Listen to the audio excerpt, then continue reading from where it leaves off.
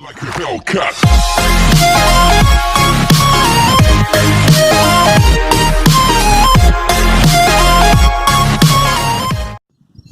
ચાલો સ્ટુડન્ટ, આપણે આગળ વધીએ. લાસ્ટ લેક્ચરમાં આપણે અણુસૂત્ર પરથી તત્વોના ટકા શોધેલા હતા અને તત્વોના ટકા પરથી અણુ શોધવાના દાખલા આપણે જોયા હતા. ત્યારબાદ સમીકરણ બેલેન્સ કરવાનું પણ શીખ્યા હતા કે ભાઈ કોઈ પણ રાસાયણિક સમીકરણ હોય એ રાસાયણિક સમીકરણને સમતોલિત કરવું ખૂબ જ જરૂરી હોય છે. જો તમે સમતુલિત ન કરશો તો તમને એ રિએક્શન ભલે સાચી હોય તો પણ ખોટી આપશે. તો આ જે ટોપિક છે, ટોપિકમાં કેવા ક્વેશ્ચન નીકળે છે એનો આપણે અભ્યાસ હું તમને એક્ઝામ્પલ એના પછી આપા. પહેલાં આપણે આપણા ચેપ્ટરને જ આગળ વધારીએ. હવે ચેપ્ટરની આગળ જોઈએ તો દાખલા આવે છે, તો આપણે દાખલાને સમજીએ કે કેવા દાખલા પૂછી શકાય. બીજા એક્ઝામ્પલ બી હું તમને પ્રેક્ટિસ માટે થોડાક આપી દેવા. તો સમજો, તમને આપેલું છે કોયડો નંબર 1.3 અને સમજવાનો પ્રયત્ન કરીએ. 16 ગ્રામ મિથેનના આપેલું છે 16 ગ્રામ મિથેનના. તો 16 ગ્રામ સોરી ફોર ધેટ 16 ગ્રામ મિથેનના દહનથી 16 ગ્રામ મિથેનના દહનથી ઉત્પન્ન થયેલા પાણીનો જથ્થો ગણો.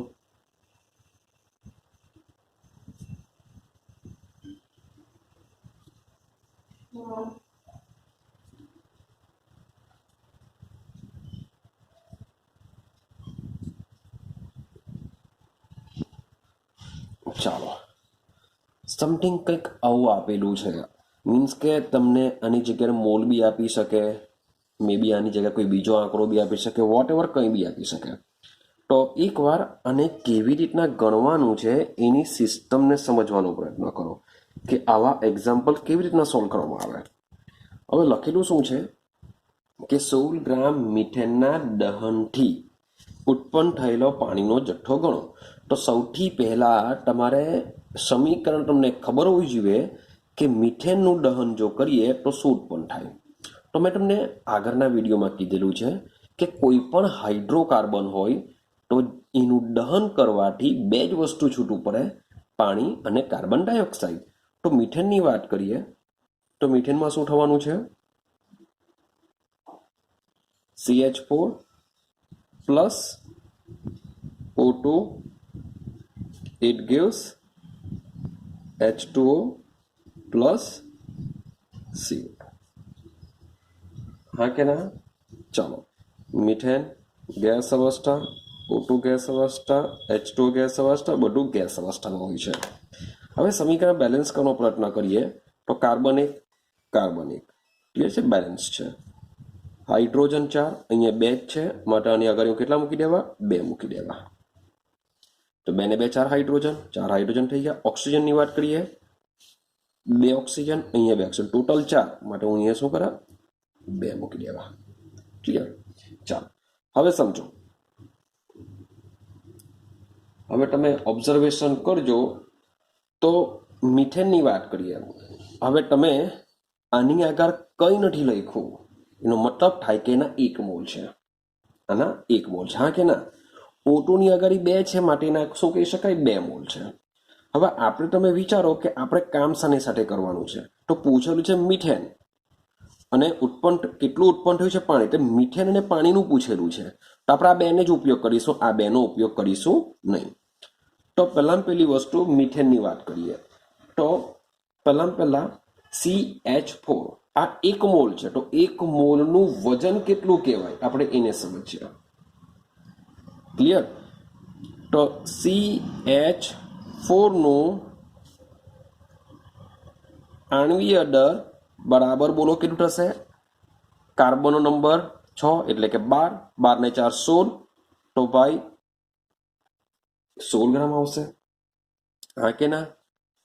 CH4 નો આણ્વીય દળ 16 ગ્રામ છે. તેથી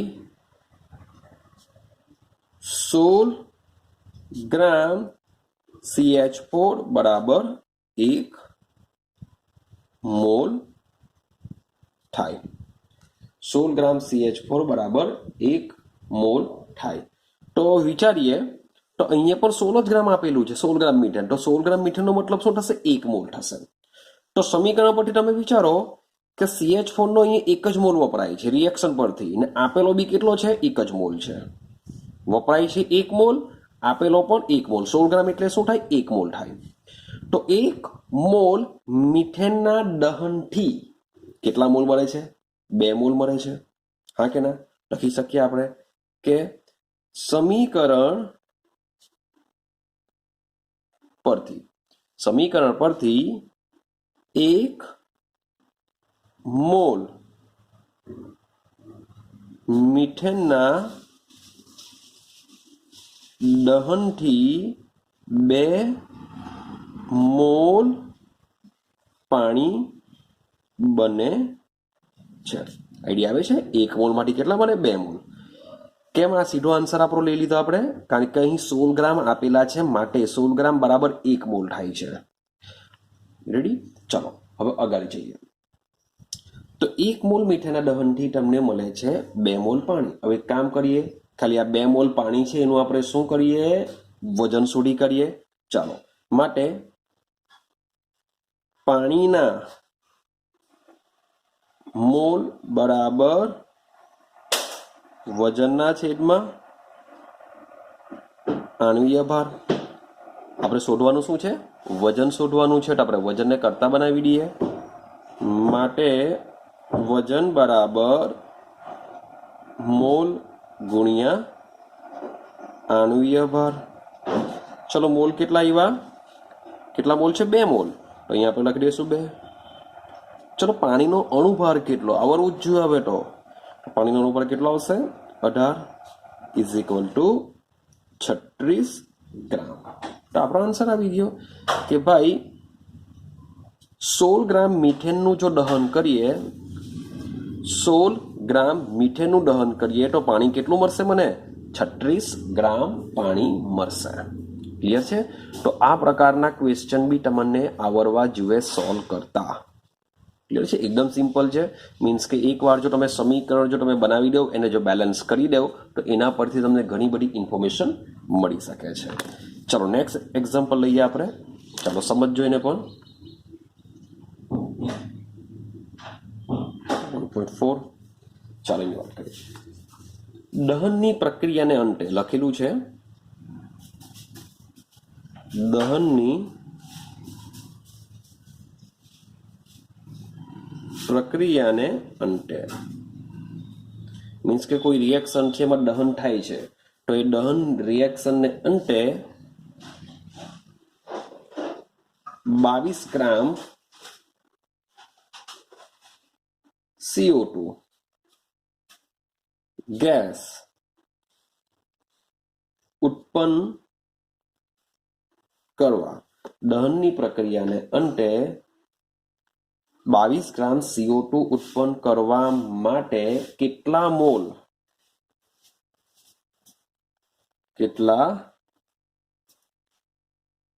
મોલ મીથેનની જરૂર પડે?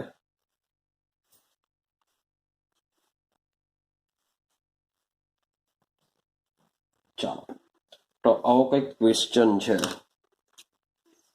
કે દહનની પ્રક્રિયાને અંતે, એટલે મીન્સ કે દહન કરવાનું છે, 22 ગ્રામ CO2 ઉત્પન્ન કરવા, મીન્સ કે એ એઝ અ નિપજ છે, તો પ્રક્રિયા કોણ થશે? મીથેનની જરૂર પડે. તો ફરીથી પાછા આપણે શું કરીશું? રાસાયણિક સમીકરણ લખીશું મીથેનનું. તો લખીએ આપણે કે મીથેન ના દહન માટેનું રાસાયણિક સમીકરણ. ચાલો, તો શું લખીશું પાછા? સેમ CH4 પ્લસ O2, બોલો શું બનશે? CO2 plus H2. થઈ ગયું? સમીકરણને બેલેન્સ કરીએ આપણે. અહીંયા આપણે કેટલા મૂકવા પડશે? 2 મૂકવા પડશે. 2 ને 2 4, અહીંયા 4, ટોટલ 4 ઓક્સિજન માટે અહીંયા આપણે 2 મૂકવા પડશે. આગળ આવી જાય છે. ચલો, સમીકરણ આપણે બેલેન્સ બી કરી દીધું. હવે વિચારો કે હવે શું કરવાનું છે?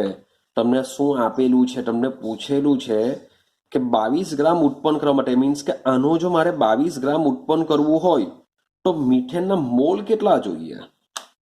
રેડી? તો પહેલા સમીકરણ પરથી વિચારીએ. CO2 ની આગળ કઈ નથી, CO2 ની આગળ કઈ નથી, એનો મતલબ થશે કે CO2 ના મોલ કેટલા છે?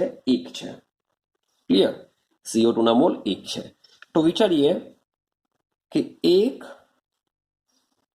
મોલ CO2 બરાબર કેટલા ગ્રામ CO2 થાય? 1 મોલ CO2 નું વજન કેટલું થાય? તો કાર્બન 12, એક ઓક્સિજન 16, એવા બે છે 16 દુ 32, 32 વત્તા 12, તો આન્સર આવશે 44 ગ્રામ CO2 થશે. ઉતરે છે એટલે કે એનો અણુભાર. 1 મોલ એટલે કે એના અણુભાર જેટલું વજન. તો 1 મોલ CO2 બરાબર 44 ગ્રામ CO2 થશે.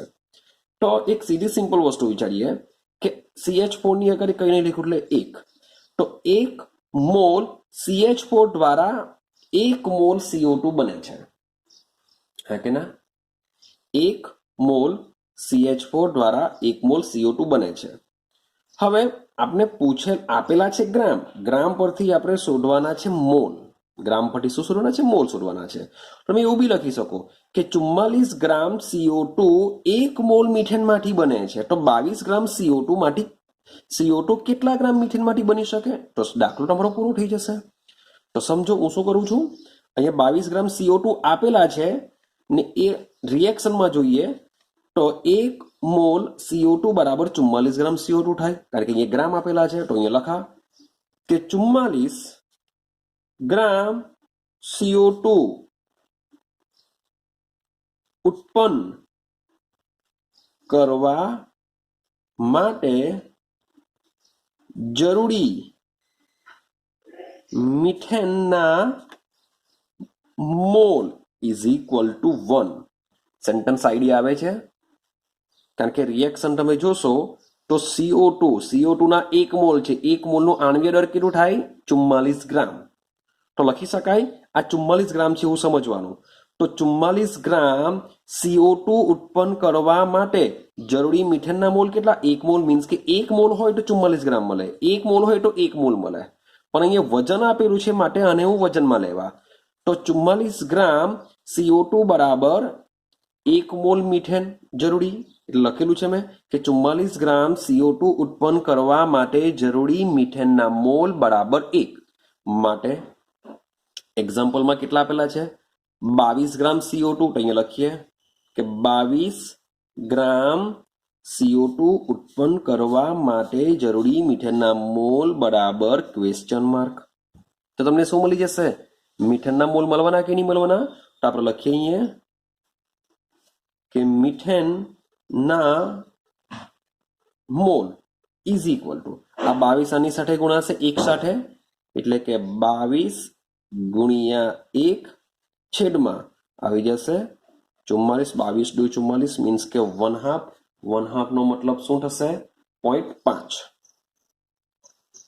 તમારો આન્સર આવી ગયો. તમે છેલ્લે સેન્ટેન્સ લખી શકો કે 22 ગ્રામ CO2 ઉત્પન્ન કરવા માટે 0.5 મોલ મીથેનની જરૂર પડશે. શું લખી શકો? લખી દઈએ ચાલો આપણે કે 22 ગ્રામ CO2 ઉત્પન્ન કરવા 0.5 મોલ CH4 ની જરૂર પડશે. ક્લિયર થાય છે? જો બી તમને ગ્રામ પૂછે તો આપણને ગ્રામમાં લઈ લેતે. મીન્સ કે CH4 નું આણ્વીય દળ કેટલું? તો 12 બીજા 4 16 એટલે 16 ગ્રામ. તો આપણે લખતે કે ભાઈ 44 ગ્રામ CO2 ઉત્પન્ન કરવા માટે જરૂરી મીથેનનું દળ બરાબર 16 ગ્રામ. જો ગ્રામ આપેલું, ગ્રામમાં પૂછેલો એટલે લખી દે કે 16 ગ્રામ. મારે 22 ગ્રામ CO2 ઉત્પન્ન માટે કેટલા ગ્રામની જરૂર પડે? તો આપણે સીધું ગ્રામ મળી જશે. ક્લિયર? ચાલો, તો આ રીતના સમીકરણ પરથી તમને એક્ઝામ્પલ પૂછી શકાય છે. હવે નેક્સ્ટ ટોપિકની વાત કરીએ. સમજો, નેક્સ્ટ ટોપિક છે તમારી સ્કૂલની જે એક્ઝામ હોય છે એમાં પૂછાયા કરે છે, તો એને સમજવાનો પ્રયત્ન કરજો. મીન્સ કે થિયરી તો નથી પૂછાતી પણ એના દાખલા જ નહીં કરશે. તો તો પહેલા સમજવું પડશે, દાખલો સમજવામાં કરતા પહેલા તમારે એને સમજવું પડશે કે સીમિત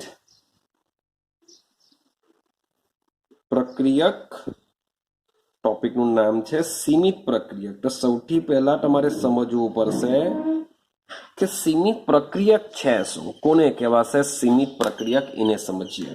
ચાલો, તો હું એક રિએક્શન લખું, એના પરથી સમજવાનો પ્રયત્ન કરીએ.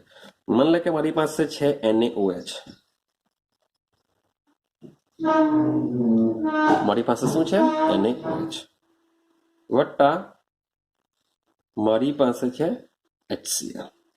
આ બે વચ્ચે પ્રોસેસ થશે, બનશે શું NaCl બનશે શું H2O બનશે. ક્લિયર? તો સમજો, હવે આ એક રિએક્શન છે, એમાં સોડિયમ કેટલા એક બને છે, O કેટલો એક બને છે, H કેટલા 1 2 બને છે, Cl કેટલો 1. તો જોવા જઈએ તો આ રિએક્શન બેલેન્સ છે. હવે મેં તમને કીધેલું કે એરાની જમણી બાજુ કહેવાશે નિપજો, એરાની ડાબી બાજુ કહેવાશે પ્રક્રિયકો. હવે તમે નિપજો અને પ્રક્રિયકો બંનેને ચેક કરશો તો એના પ્રક્રિયકો અને જે નિપજો છે બધાની આગળ એક જ મોલ છે, એટલે કે બધા સરખા છે. અહીં બે પ્રક્રિયકો છે પણ બંને પ્રક્રિયકોના મોલ કેવા છે, એક સરખા છે.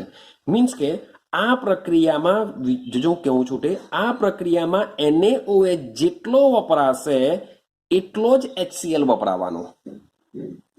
NaOH જેટલો વપરાશે એટલો જ HCl વપરાશે અને NaCl અને પાણી બનતું જશે. માની લો કે મેં આના 50 મોલ લીધા હોય, રેડી, મારે આના 50 મોલ બનાવવા છે, 50 મોલ NaCl છે, મારે 50 મોલ NaOH લીધા. ભાઈ આને બી આપણે શું કરીશું, 50 મોલ લેશું. ટોચ મીન્સ કે આ બનવાનું છે, અને તમારી જે રિએક્શન છે બંનેના મોલ એક સમાન છે, માટે બંને શું કરશે, વપરાઈ જશે. NaOH જેટલો વપરાશે એટલો જ HCl વપરાશે, કારણ કે બંનેના મોલ કેવા છે, એક સરખા છે. નથી જો અહીંયા એક આપેલું હતે, અહીંયા બે આપેલા હતે, તો વસ્તુ બે નંબર છે, આપણે જોઈએ આગળ. પણ આ રિએક્શનમાં તમે જોશો તો આ રિએક્શનની અંદર તમારા NaOH ના જેટલા મોલ હશે એટલા જ મોલ HCl ના છે, માટે બંને પ્રક્રિયકો એક સરખા જથ્થામાં વપરાશે અને એક સરખા જથ્થામાં NaCl બનતો જશે. અથવા બીજી રીતના જો વિચારીએ કે આ જે NaCl બને છે એ NaCl બનવાનો જે આધાર છે એ આ બે ઉપર રહેલો છે. હવે કેટલો બનશે, તો આ બે જેટલા વપરાશે એટલો જ NaCl બનશે. અને આ બે જો પટી જશે રિએક્શનમાં, આ બે જો પૂરા થઈ જાય પ્રક્રિયા કરતા કરતા, તો આ બનતું બંધ થઈ જશે. રેડી? હવે એક બીજું એક્ઝામ્પલ સમજીએ. માની લો કે મારી પાસે આપણે પાણી બનાવીએ, H2 plus O2, it gives H2O. Easy reaction છે, બેલેન્સ કરીએ આપણે. ચાલો સમજો, અહીંયા બે છે, અહીંયા એક જ છે, માટે મારે શું કરવું પડશે, 2 મૂકો. તો 2 ને 2 4, તો મારે શું કરવું પડશે, 2 મૂકવું પડશે. હવે આ રિએક્શનનું ઓબ્ઝર્વેશન કરો. શું તમને શું લાગે કે કેમેસ્ટ્રીની અંદર શું બધી રિએક્શન આવી જશે પહેલા જેવી, કે ભાઈ 1 મોલ લીધો બસ ચાલો રિએક્શન થવા લાગી? તો આ રિએક્શન ચેક કરો. તો અહીંયા જે પ્રક્રિયકો છે અહીંયા બંને પ્રક્રિયકોના મોલ સમાન હતા, પણ અહીંયા ચેક કરશો તમને આઈડિયા આવી જશે કે અહીં બંને પ્રક્રિયકોના મોલ એક સમાન નથી. રિએક્શન બેલેન્સ કર્યા બાદ બંને પ્રક્રિયકોના મોલ તમને સમાન જોવા મળતા નથી. હવે આવી રિએક્શનમાં શું થાય સમજો. H2 ના 2 મોલ વપરાય છે, O2 નો 1 મોલ વપરાય છે અને બનશે પાણી. આનો મતલબ એમ થાય કે આ રિએક્શન તમે જો તો કોણ વધારે વપરાશે? તો કોણ વધારે વપરાશે એની વાત જો કરીએ તો H2 શું થશે? વધુ વપરાશે, કારણ કે એના 2 મોલની રિક્વાયરમેન્ટ છે અને એક જ મોલની રિક્વાયરમેન્ટ છે, એટલે કેટલો વપરાશે? ઓછો વપરાશે. હા કે ના? ને બને છે 2 મોલ પાણી. તો આ બેમાંથી હવે બંનેના મોલ એક સરખા નથી, જુદા જુદા છે. તો આ બંનેમાંથી કોઈ એક પ્રક્રિયક શું કરશે? ઝડપથી વપરાઈ જશે. બેમાંથી શું થશે? કોઈ એક, મીન્સ કે રાસાયણિક પ્રક્રિયા થઈને પાણી બને છે, તો આ બેમાંથી કોઈ એક શું થશે? ઝડપથી વપરાઈ જશે. જો ઝડપથી વપરાઈ જાય તો કોઈ એક શું થશે? કોઈ એક વધશે. કોઈ એક શું થશે? વધશે. માની લો કે આ એક જ મોલ છે, આના 2 મોલ છે, તો આ ઝડપથી વપરાઈ ગયો. સમજો આ શું થશે? માની લઉં કે વપરાઈ ગયો, આ વપરાઈ ગયો, તો તેમ છતાં બી આનો એક મોલ તો હજુ બાકી રહ્યો. તો ભલે હવે પ્રક્રિયકમાં બાકી છે, પણ એની સાથે પ્રક્રિયા કરવા વાળો O2 તો પટી ગયો. તો તમે વિચાર કરો, આ ભલે બાકી છે તેમ છતાં પણ પ્રક્રિયા આગળ વધવાની નથી. પ્રક્રિયા આગળ જશે નહીં. કેમ નહીં જશે? કારણ કે આ ભલે છે પણ આ તો પટી ગયો. આઈડિયા આવે છે કંઈ? તો આ જે પ્રકારની રિએક્શનો છે જેમાં પ્રક્રિયકોના મોલ અલગ અલગ હોય, તો આવી કેટલીક પ્રક્રિયાઓમાં, એમ તો ઘણી બધી પ્રક્રિયાઓ હશે આવી, તો આવી ઘણી બધી પ્રક્રિયાઓ કે જેમાં 2 પ્રક્રિયકોમાંથી કોઈ એક પ્રક્રિયક જો પ્રક્રિયા દરમિયાન વપરાઈ ગયા બાદ પ્રક્રિયા સ્ટોપ થઈ જાય છે, પ્રક્રિયા અટકી જશે.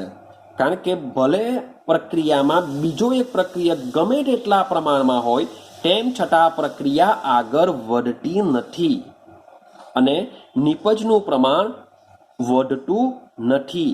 તો ભાઈ કોને લીધે સ્ટોપ થઈ ગયું નિપજનું પ્રમાણ? કેમ ભાઈ નિપજ હવે બનતી નથી? કારણ કે આ રિએક્શનમાં O2 વપરાઈ ગયો.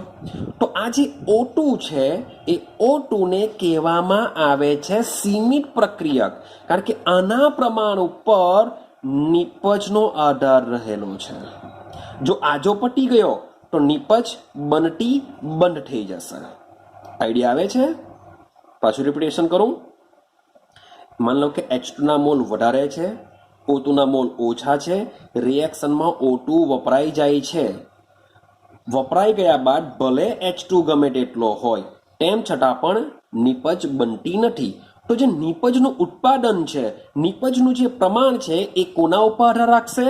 O2 ના પ્રમાણ ઉપર આધાર રાખશે.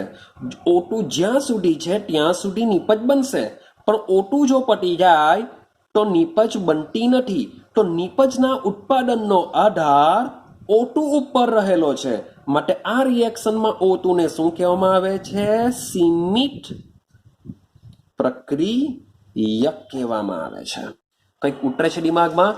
તમારી રિએક્શનમાં એવો પ્રક્રિયક કે જેને લીધે નિપજનું ઉત્પાદન પેલા પ્રક્રિયક ઉપર આધાર રાખતું હોય, તો એ પ્રક્રિયકને કહેવામાં આવે છે સીમિત પ્રક્રિયક. કારણ કે આ સીમિત છે, ઓછો છે, તો એને લીધે જ નિપજ બી ઓછી મળશે. માટે આવા પ્રક્રિયકને શું કહેવામાં આવે છે? સીમિત પ્રક્રિયક કહેવામાં આવે છે. ડન થયું? હવે એનો એક એક્ઝામ્પલ સમજીએ જેથી આઈડિયા આવશે કે ખરેખર સીમિત પ્રક્રિયક શું છે. રેડી? ચલો સમજો બરાબર. ચાલો કોયડો 1.5. આ જે દાખલો છે સ્કૂલની એક્ઝામ મોટે ભાગે પૂછાય છે, તો આને સમજવાનો પ્રયત્ન કરજો. જે સીમિત પ્રક્રિયક છે એ કન્સેપ્ટને સમજવા માટે આ એક દાખલો છે. તો સમજો. રકમ લખીએ છીએ આપણે 50 કિલોગ્રામ. માની લો કે 50 કિલોગ્રામ N2 આપેલો છે અને 10 કિલોગ્રામ H2 ને NH3 મેળવવા માટે કે 50 ગ્રામ N2 અને 50 કિલોગ્રામ N2 અને 10 કિલોગ્રામ H2 ને NH3 મેળવવા માટે મિશ્રણ કરવામાં આવ્યા. ઉત્પન્ન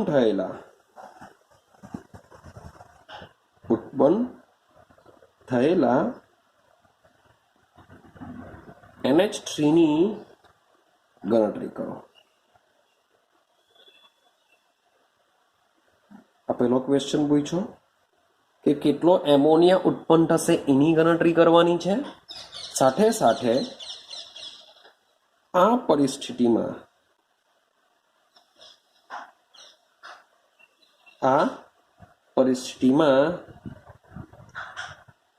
NH3 ના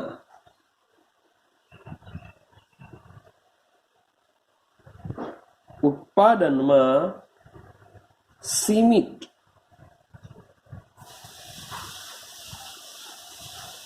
પ્રક્રિયકને ઓળખી બતાવો. તો આવો કંઈક ક્વેશ્ચન છે અને આપણે સોલ્વ કરીએ. તો સીમિત પ્રક્રિયક કોણ છે એ શોધવાનું છે, સાથે સાથે NH3 કોણ છે એ શોધવાનું છે. તો સૌથી પહેલા આપણે શું કરવું પડશે? રિએક્શન લખવી પડશે. તો રિએક્શન આપણે પહેલા લખી કાઢીએ. ચાલો જોજો. તો N2 અને H2 વચ્ચેની પ્રક્રિયાથી બનતો એમોનિયા માટેનું સમતોલિત સમીકરણ નીચે મુજબ છે. તો રિએક્શન લખીએ આપણે, સમજો. ચલો, N2 gas plus H2 gas.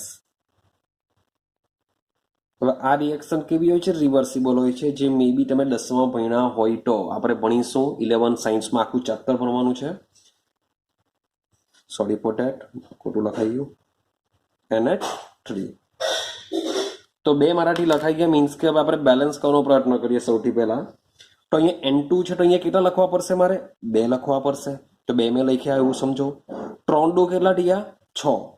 3 2 6. તો મારે 6 હાઇડ્રોજન કરવા માટે અહીંયા કેટલા લખી દેવા? 3 લખી દેવા. રેડી? તો મીન્સ કે તમે જોશો પ્રક્રિયક, તો પ્રક્રિયક કેવા છે? અલગ અલગ છે.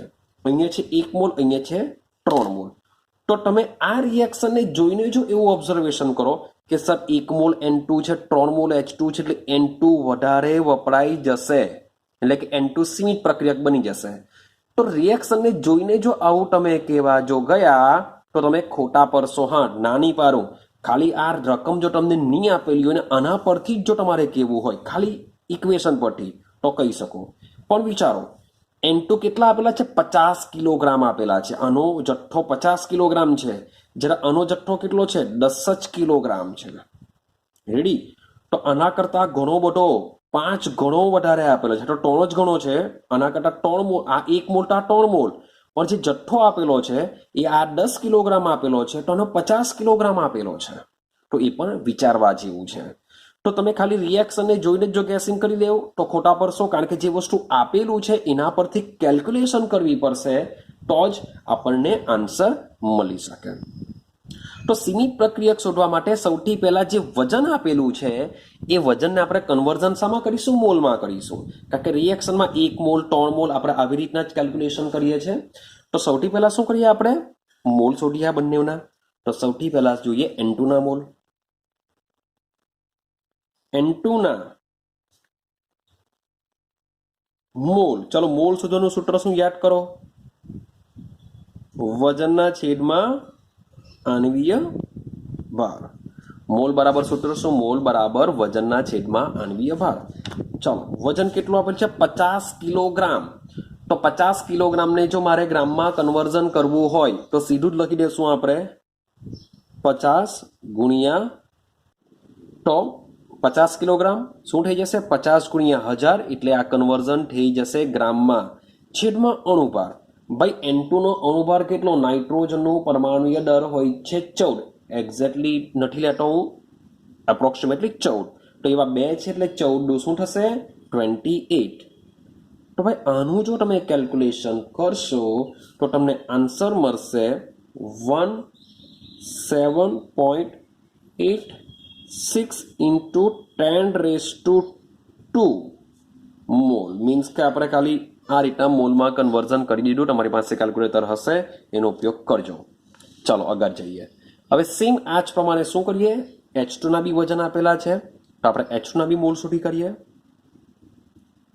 H2 ના મોલ ઇઝ ઇક્વલ ટુ, ચાલો H2 ના મોલની વાત કરીએ. H2 ના મોલ બરાબર વજન છેદમાં આણ્વીય ભાર. ચાલો વજન કેટલું આપેલું છે? 10 કિલોગ્રામ. 10 કિલોગ્રામને આપણે ગ્રામમાં કન્વર્ઝન કરીશું, માટે લખી દેવા હું 1000 છેદમાં H2 ના મોલ, સોરી આણ્વીય ભાર કેટલું થશે? 2, કારણ કે 2 છે. એક હાઇડ્રોજનનો એક એવા 2 છે, માટે 2. યાદ રાખજો, કિલોગ્રામ મોટો એકમ છે. કિલોગ્રામ મોટો એકમ છે, મારે જવું છે ગ્રામમાં, તો મોટામાંથી નાનામાં જઈએ તો ગુણાકાર કરવું પડે. મીન્સ કે મીટર છે, મીટરમાંથી મારે સેન્ટીમીટરમાં જવું હોય તો ગુણાકાર કરવું પડે. પણ એકમ નાનો હોય અને મોટામાં જવું હોય તો ભાગાકાર કરવું પડે. આટલો એક દેશી ભાષામાં યાદ રાખજો કે મોટો એકમ હોય, નાનામાં જવું છે તો ગુણાકાર કરો, નાનો એકમ છે, મોટામાં જવું હોય તો ભાગાકાર કરો. મારે 1 સેન્ટીમીટર બરાબર ખાલી જગ્યા મીટર કરવું હોય તો શું કરવું પડશે? ભાગ્યા 100 કરવા પડે. પણ 1 મીટર બરાબર કેટલા સેન્ટીમીટર પૂછે તો ભાઈ ગુણાકાર કરવું પડશે મારે. ડન છે આટલું? યાદ રાખજો આ.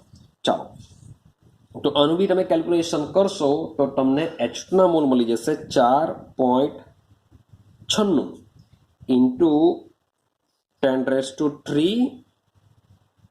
મોલ. ઓકે, ચાલો હવે બરાબર સમજવાનો પ્રયત્ન કરજો. રિએક્શનને બી રાખીએ આપણે.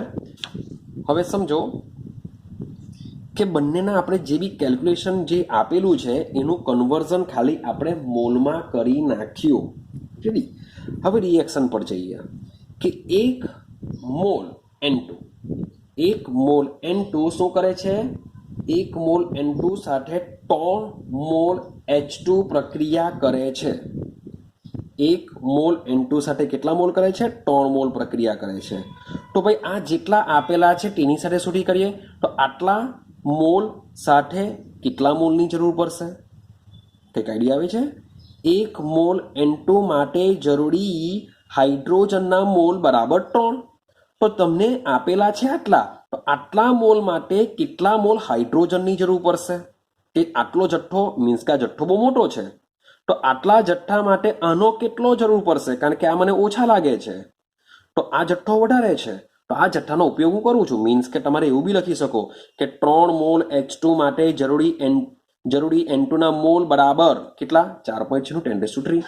Sorry for that, 3 mall H2 માટે જરૂરી N2 ના મોલ બરાબર 1, માટે આટલા મોલ માટે કેટલા? એવું બી શોધી શકો. પણ થોડું ગેસિંગ કરીએ, થોડુંક આ શોધી કરીએ, પછી હું તમને સમજાવું કે હું શું ગેસિંગ કરવાનું છે.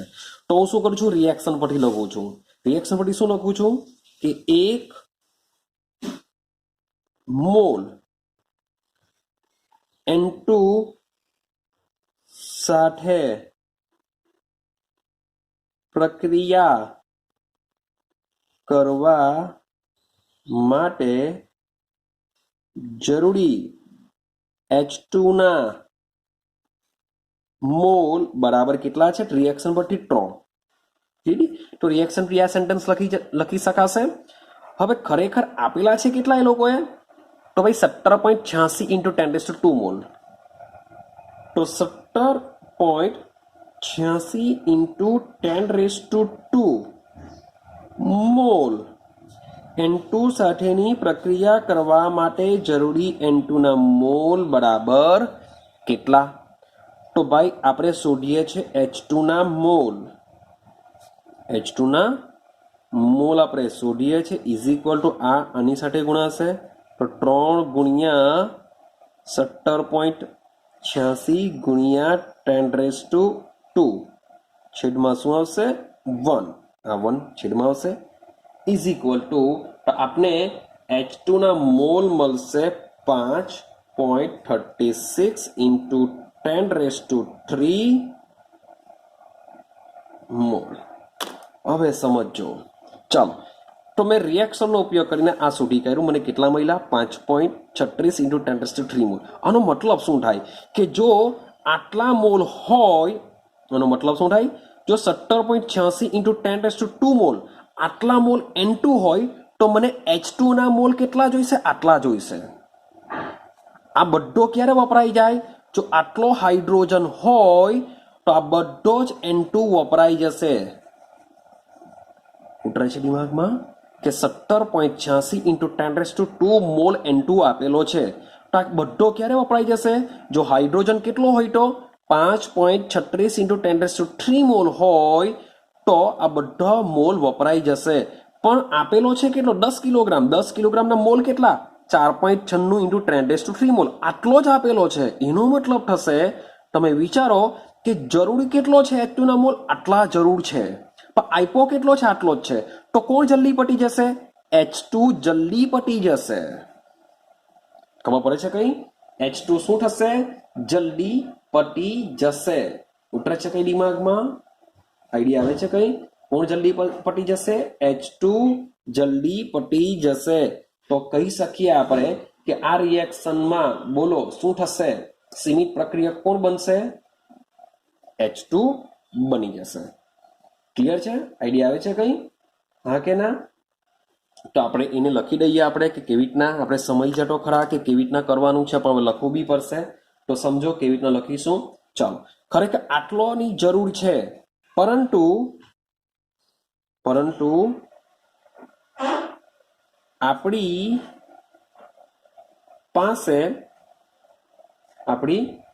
પાસે કેટલો છે? 4.96 into 10⁻³ મોલ જ H2 છે. આપણી પાસે 4.96 into 10⁻³ મોલ છે. તેથી ડાયહાઇડ્રોજન આ પ્રક્રિયામાં સંપૂર્ણ વપરાઈ જશે. તેથી તે સીમિત પ્રક્રિયક બનશે. તો પહેલો આપણે એક્ઝામ્પલ શોધી કાઢ્યો કે સીમિત પ્રક્રિયા કોણ છે તે આપણે શોધી કાઢ્યું. ક્લિયર થાય છે? હવે તમને એમ થાય કે સર કે N2 બી આપેલો છે, H2 બી આપેલો છે, હું H2 લઈને કેમ નહીં કરી શકું? તો ભાઈ કરી શકો છો કે ભાઈ રિએક્શન પર લખીએ કે 3 મોલ H2 સાથે પ્રક્રિયા કરવા માટે જરૂરી N2 ના મોલ બરાબર 1, કારણ કે અહીંયા 1 જ એટલે 1. તો H2 માટે કરો. તો H2 માટે કેટલા જરૂર પડશે? કે ભાઈ 4.96 કેટલા જરૂર પડશે? જો તમારો જે N2 માટેનો જે આન્સર છે એ આન્સરમાં કેવો મળશે તમને? ઓછો આવશે. આના કરતા ઓછો મળશે. ઓછો મળશે નો મતલબ શું થાય કે આટલો આપેલો હોય તો N2 આના કરતા ઓછાની જરૂર પડશે, પણ આપેલો છે તો વધારે. તો N2 તમારો સીમિત પ્રક્રિયક બનવાનો નથી. આઈડિયા આવે છે? માટે સીમિત પ્રક્રિયકને શોધવા માટે આપણે શરૂઆત શાની કરેલી છે? N2 સાથે કરેલી છે. એટલે થોડું ગેસિંગ કરવું પડે કે ચાલો ભાઈ H2 હોઈ શકે, એ આના પરથી ખબર પડે. 50 કિલોગ્રામ આપેલો છે, 10 કિલોગ્રામ આપેલો છે, એના પરથી બી થોડુંક આપણે ગેસિંગ કરી શકીએ. રેડી છે? આ રીતના સીમિત પ્રક્રિયક બનશે. હવે બીજો ક્વેશ્ચન છે કે એમોનિયા કેટલો ઉત્પન્ન થશે? હવે સમજો, હવે મારે એમોનિયા બનાવવા માટે ઉપયોગ કોનો કરવો પડશે? 4.96 into 10⁻³ મોલનો ઉપયોગ કરવો પડે. કારણ કે જો આનો જો ઉપયોગ કરવા જાઉં આટલો તો ખરેખર હોવો જોઈએ, પણ આપણે આપેલો છે કેટલો? 4.96 into 10⁻³ મોલ જ આપેલો છે. માટે આપણે એનો જ ઉપયોગ કરીશું. ક્લિયર થાય છે? ચાલો, તો આપણે રિએક્શન પર પાછા જઈએ. રિએક્શન પરથી એક સેન્ટેન્સ આપણે લખી શકીએ છીએ કે ભાઈ 3 મોલ H2 દ્વારા બનતો એમોનિયા બરાબર 2 મોલ. શું લખી શકીએ આપણે? 3 મોલ H2 માંથી બનતો એમોનિયાના મોલ બરાબર 2. આ રિએક્શન પરથી લખી કાઢ્યું. હવે આપણી પાસે કેટલા મોલ H2 છે જે આપણે આ નથી લેવાનું. આ તો ખાલી આપણે શોધવા માટે કે સીમિત પ્રક્રિયક કોણ છે. તો આપણે જેટલો N2 આપેલો છે તો એને રિએક્શન કરવા માટે H2 આટલો હોવો જોઈએ, પણ એની જગ્યાએ આપેલો છે આટલો જ. માટે એના પરથી આપણે ખબર પડી કે H2 સીમિત પ્રક્રિયક છે. હવે છે તો આપણે આટલો જ ને, તો આના પરથી જ એમોનિયા બનશે. તો માટે ઉપયોગ શું કરીશું આપણે? 4.96 કરીશું. માટે 4.96 ઇન્ટુ 10⁻³ H2 માંથી બનતો એમોનિયાના મોલ બરાબર ક્વેશ્ચન માર્ક. તો આપણે શોધી કાઢીશું શું? NH3 ના મોલ. તો NH2 ના મોલ બરાબર આની સાથે ગુણાશે. તો 4.96 ઇન્ટુ 10⁻³ ગુણ્યા 2 છેદમાં આવશે 3. ક્લિયર છે?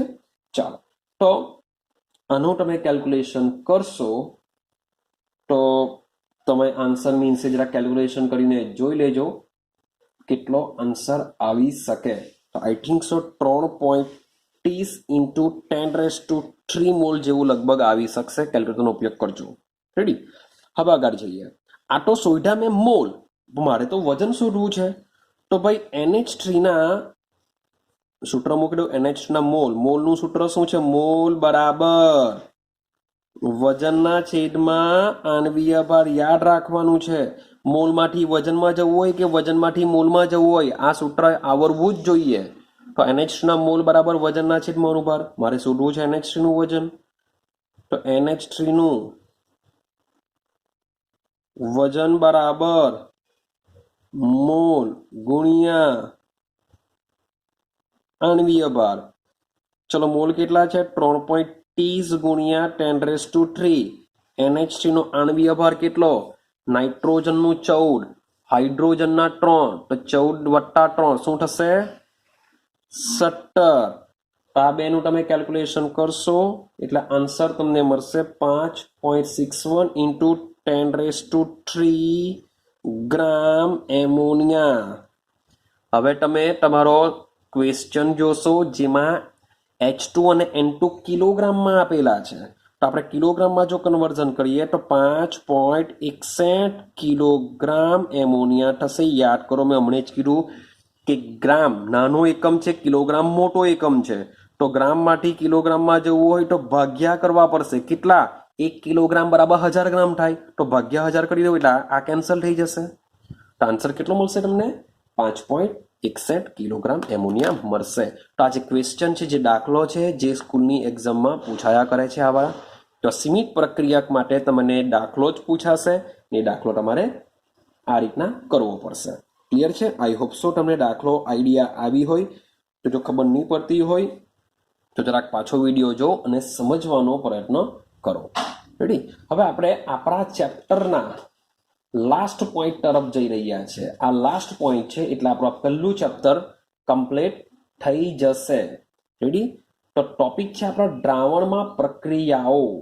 કે જે દ્રાવણમાં જે પ્રક્રિયાઓ થાય છે કેવી રીતના થાય છે. તો આજે લગભગ આખો પોઈન્ટ કમ્પ્લીટ થવાનો નથી.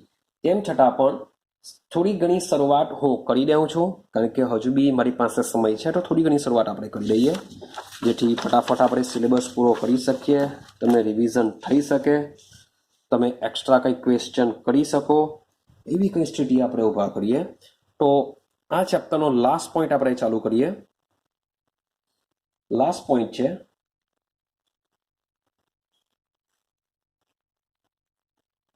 દ્રાવણોમાં પ્રક્રિયા. Sorry for that. દ્રાવણોમાં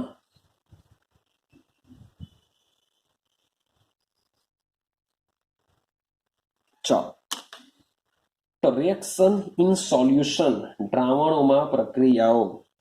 તો તમે કોઈ પણ આપણે પ્રયોગશાળામાં જઈએ તો પ્રયોગશાળામાં તમે કોઈ પણ રિએક્શન કરાવશો તો પ્રયોગશાળામાં કોઈ પણ પ્રક્રિયા જલીય દ્રાવણમાં જ થતી હોય. હા કે ના?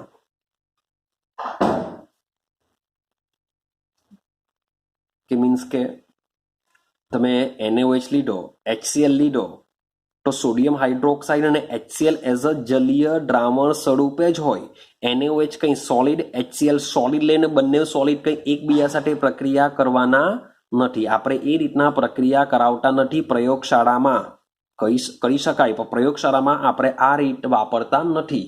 તો આપણે કોઈ પણનું શું કરીએ છીએ, દ્રાવણ બનાવીએ છીએ. તો આ જે દ્રાવણ બનાવીએ છીએ, હવે સમજો, માની લો કે મારી પાસે એક બીકર છે, મારી પાસે બીજું બીકર છે, મારી પાસે ત્રીજું બીકર છે. આ ત્રણે બીકરને સમજવાનો પ્રયત્ન કરજો. રેડી? ચાલો, આમાં મેં પાણી ભર્યું છે, આટલે સુધીનું પાણી ભર્યું છે ને આમાં મેં આટલું જ પાણી ભર્યું છે. એટલે કે તમને આઈડિયા આવતી હશે કે આમાં પાણીનો જથ્થો વધારે છે, આમાં પાણી ઓછું છે અને આમાં પાણી છે જ નથી. રેડી? હવે હું આમાં એડ કરું છું HCl. ચોક્કસ. ચાલો ભાઈ, 1 ચમચી HCl નાખો, કોન્સન્ટ્રેટ. 1 ચમચી કોન્સન્ટ્રેટ HCl નાખો. આમાં પણ 1 ચમચી કોન્સન્ટ્રેટ HCl નાખો અને આમાં પણ 1 ચમચી કોન્સન્ટ્રેટ HCl નાખ્યો. આમાં પાણી જ નથી. હવે તમને ટેસ્ટ કરવાનું કે આવું કરવાની જરા ખાલી સમજાવવા માટે તમને ટેસ્ટ કરવાનું કે ભાઈ ચાલો આનું ટેસ્ટ કરો. તો શું કરશો? તમને ઢાંક સામા લાગે વધારે? ભાઈ આમાં બહુ બધું પાણી છે. HCl 1 ચમચી, HCl તો બધે સરખો છે પણ આમાં પાણી બહુ છે, તો તમને ઢાંક આમાં ઓછો લાગશે. ઓછો ઢાંક લાગશે કે ભાઈ પાણી બી છે. આ તો પ્યોરલી કોન્સન્ટ્રેટ HCl છે, જેથી આમાં તમને ઢાંક કેવો લાગશે? સૌથી વધારે ઢાંક લાગે કે ભાઈ આ તો પ્યોર કોન્સન્ટ્રેટ HCl છે. શું હાલત થશે આપણી? જો બોડી પર પડે તો બી પ્રોબ્લેમ થઈ જાય. અને તમે પીવાની વાત કરો તો શું થઈ જાય? અને આમાં આના કરતા વધારે, આના કરતા ઓછો, એટલે કે મધ્યમ લઈ લઈએ આપણે. તો ટોનેટોન બીકરમાં HCl છે, દ્રાવણ જ છે બધા. આને દ્રાવણ નહીં કહી શકાય પણ અમારો પાણી છે. ચલો આમાં એકદમ જ ઓછું પાણી છે, 1-2 ટીપું. ચાલો દ્રાવણ બનાવી દીધું આપણે. તો વિચારો, આ ટોનેટો દ્રાવણની અંદર તમને ઓછો ઢાંક આમાં લાગશે, એના કરતાં વધારે ઢાંક આમાં લાગશે અને સૌથી વધારે ઢાંક આમાં લાગશે. તો છે તો એક સરખો જ ને HCl, તેમ છતાં પણ જે ટોનેટોન દ્રાવણ છે એ કેવા છે? અલગ અલગ છે. મીન્સ કે આ ટોનેટોન જે દ્રાવણો છે એ દ્રાવણોની સાંદ્રતા કેવી છે? જુદી જુદી છે. આથી આપણે જે દ્રાવણ બનાવીએ છીએ એ દ્રાવણ કેવી રીતના બનાવીશું? એ બનાવવા માટે જે દ્રાવક લીધેલો છે, જે દ્રાવ્ય લીધેલો છે, એનો જથ્થો પણ આમાં ખૂબ જ ઇમ્પોર્ટન્ટ રહે છે. HCl નો જથ્થો સેમ રાખ્યો પણ પાણીનો જથ્થો મેં બદલી કાઢ્યો તો પણ એની સાંદ્રતા બદલાઈ જશે. એક કિસ્સો એવો લઈ લો કે ટોનેટોનમાં પાણી એક સરખું નાખો. માની લો કે એવું બી લઈ લઈએ આપણે. એક બીકર છે, એક બીકર, 3 બીકર લઈ લીધા. હવે હું શું કરું છું? ટોનેટોન બીકરમાં એક સરખું પાણી નાખું છું, એ બધામાં એક સરખું. હવે આમાં જો મેં 1 ચમચી NaCl નાખ્યું, આમાં હું 2 ચમચી NaCl નાખું છું, આમાં હું 3 ચમચી NaCl નાખું છું. શું બધાનું ખારાશપણું સરખું લાગશે? તો ના. આ 1 જ ચમચી મીઠું છે તો આ ઓછું ખારું લાગશે. આમાં 3 ચમચી મીઠું છે તો આ વધુ ખારું લાગશે. માટે આની સાંદ્રતા કેવી હશે? ભાઈ વધુ હશે. આની સાંદ્રતા કેવી હશે? આ ટોનેટોનમાં સૌથી ઓછી હશે, આની મધ્યમ હશે. આઈડિયા આવે છે કંઈ? તો આ જે દ્રાવણ બનાવીએ છીએ એ દ્રાવણ બનાવવા માટે દ્રાવ્ય અને જે દ્રાવક હોય છે એ બંનેનો જથ્થો ખૂબ જ મહત્વનો હોય છે, કે જે શું કરે છે? દ્રાવણની સાંદ્રતા ડિસાઇડ કરે છે. દ્રાવણની સાંદ્રતા ડિસાઇડ કરે છે. હવે એક બેઝિક ઇન્ફોર્મેશન આપું, એને યાદ રાખજો. જો મારી પાસે એક બીકર હોય, એ બીકરમાં દ્રાવણ બનાવતી વખતે દ્રાવક તરીકે માની લઉં કે હું પાણી લેવું છું. પાણીનો જથ્થો જો વધુ હોય તો એ મંદ દ્રાવણ તરફ જાય. મીન્સ કે તમે પાણી એડ કરતા જાઓ, દ્રાવ્ય એટલો જ રાખો તો એ દ્રાવણ કેવું બનતું જશે? મંદ થતું જશે. યાદ રાખજો, જેટલો દ્રાવકનો જથ્થો વધુ એટલું જ દ્રાવણ મંદ. માની લો કે બીજું બીકર છે, એમાં મેં પાણી ફિક્સ કરી દીધેલું છે, પણ હવે હું શું કરું છું? દ્રાવ્ય પદાર્થ એડ કરતો જાઉં. તો જેટલો દ્રાવ્ય પદાર્થ વધુ એડ કરશો એટલું જ દ્રાવણ કેવું બનતું જશે? સાંદ્ર બનતું જશે. ક્લિયર? તો ઇમ્પોર્ટન્ટ છે આપણો દ્રાવ્ય. કે દ્રાવ્ય પરથી આપણે સાંદ્રતા ડિસાઈડ કરીએ છીએ. ક્લિયર છે? તો દ્રાવણની સાંદ્રતા માપવાની મીન્સ કે મારી પાસે બે બીકર છે, એક ઓછું સાંદ્ર એક છે, એક વધુ સાંદ્ર છે.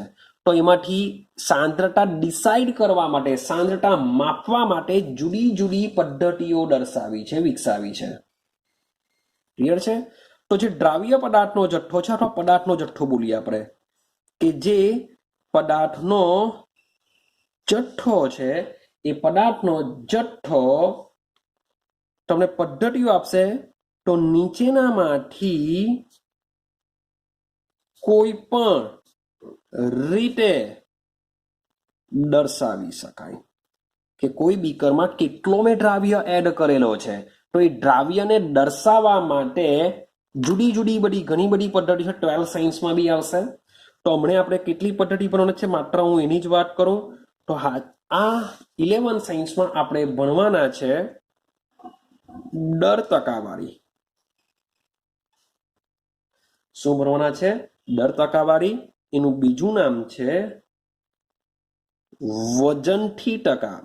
ક્યાં દર ટકાવારી અથવા વજનથી ટકા, એને દર્શાવવા માટેનો સિમ્બોલ છે W/W percentage.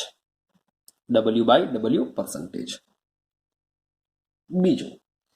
બીજું છે મોલ અંશ. તો મોલ અંશને દર્શાવવામાં આવે છે x વડે. ત્રીજી રીત આપણે શીખવાની છે મોલાલિટી શીખવાની છે. મોલાલિટીને દર્શાવીશું સ્મોલ m વડે. ને ચોથી સિસ્ટમ શીખવાની છે મોલારિટી, જેને દર્શાવીશું કેપિટલ M વડે. રેડી? તો આના વિશે હવે ડિટેલમાં સમજીશું કે આ પદ્ધતિઓ વડે જે દ્રાવ્યોનો જથ્થો છે એ કેટલો એડ કરવામાં આવે છે, દ્રાવ્ય જથ્થો કેટલો એડ કરેલો છે, તો એને કેવી રીતના દર્શાવીશું. મીન્સ કે દ્રાવણની સાંદ્રતા માપવા માટેની આપણે આપણા સિલેબસમાં આ 4 સિસ્ટમને સમજવાની છે કે કેવી રીતના દ્રાવણ બનાવી શકાય. સાંદ્ર દ્રાવણ બનાવવું હોય તો શું કહી શકાય, મંદ દ્રાવણ બનાવવાનું હોય તો આપણે કેટલો દ્રાવ્યનો જથ્થો એડ કરવાનો છે દ્રાવકમાં, તો એ બધી ઇન્ફોર્મેશન આપણે આમાંથી મળશે. તો આ 4 સિસ્ટમને એક જ સાથે આપણે સમજવાનો પ્રયત્ન કરીશું. મીન્સ કે નેક્સ્ટ વિડીયોની અંદર આપણે આ 4 સિસ્ટમને એકી સાથે સમજીશું અને આપણે ચેપ્ટર પૂરું કરશું. હવે સમજો, તમારી બુકની અંદર જે સ્વાધ્યાય આપેલું છે, જે બુક છે એ બુકની અંદર સ્વાધ્યાય છે. તો એ સ્વાધ્યાયમાં તમને હોમવર્ક તમારું આજનું કહી દઉં કે તમારે શું કરવાનું છે. HW કહી રાખવું કે HW શું છે. તો તમારું જે સ્વાધ્યાય છે, સ્વાધ્યાયની વાત કરો, તેમાં 1.1 આ જેટલું બી લખું છું એ બધું તમારે ઘરે કરવાનું છે. 1.1 ચાલો. ત્યાર પછી 1.2 બધું ચાલી ગયેલું છે તે જ તમને આપું છું. 1.2 1.3 ચાલો 1.4. ત્યાર પછી વાત કરીએ, જઈએ આપણે 1.7 બી થઈ જશે મારાથી. 1.7 ચાલો આગળ જઈએ. 1.9 બી કરો. 1.10 બી થશે. 1.10 કરો. 1 2 3 4 5 6 7 ચાલો આગળ જઈએ. પછી 1.15 કરો. 1.15 1.16